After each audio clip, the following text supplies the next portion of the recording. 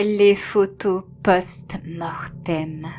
Au XIXe siècle, une forme d'art curieuse et morbide s'est répandue en Europe et en Amérique. La photographie post-mortem, ou photographie funéraire, qui comme son nom l'indique, consistait à prendre des photographies des défunts.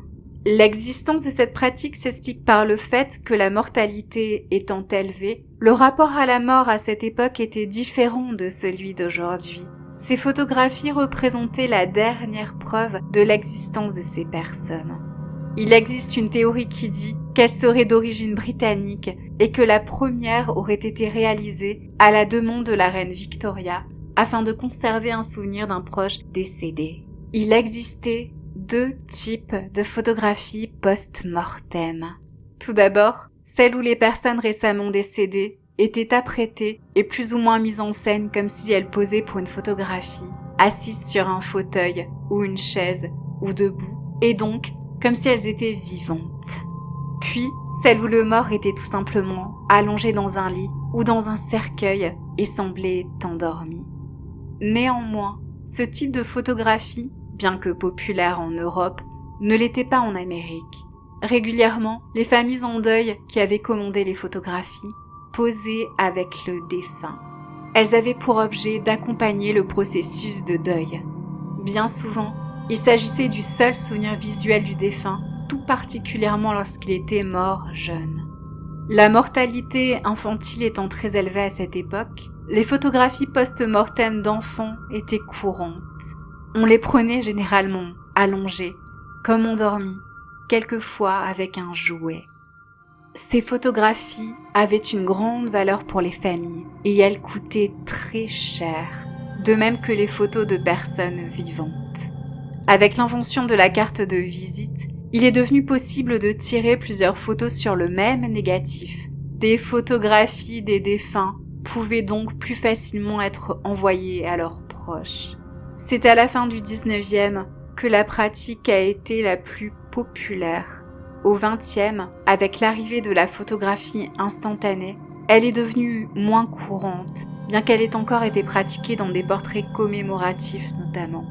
Il existe par exemple des photographies funéraires de Victor Hugo, Marcel Proust et Gustave Doré sur leur lit de mort. Pour maintenir le corps debout, il existait un engin qui fonctionnait de la même manière qu'un tuteur. Cet appareil soutenait le cou, les bras et le dos. C'est avec l'évolution de la thanatopraxie que ces mises en scène sont devenues possibles. Les corps étaient davantage présentables qu'avant, que ce soit lors des veillées funèbres ou lors de la prise des photographies. Les yeux pouvaient être maintenus ouverts à l'aide d'éléments qu'on y insérait, et la bouche était quelquefois cousue pour être maintenue en place.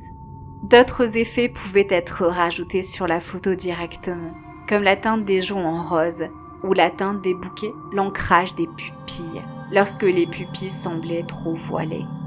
On peut reconnaître le cadavre sur les photos de plusieurs manières. En regardant ceux dont les pupilles ou les joues sont teintées, en trouvant le pied de l'appareil, ou en regardant qui est la personne la plus statique. Car la durée de prise des photos étant longue, les personnes vivantes ne pouvaient pas se tenir complètement immobiles et étaient donc un peu floues. Dès 1842, un photographe parisien propose des photos post-mortem à domicile. Mais c'est avec la création de la pellicule que l'une des plus grandes avancées de la photo post-mortem est survenue.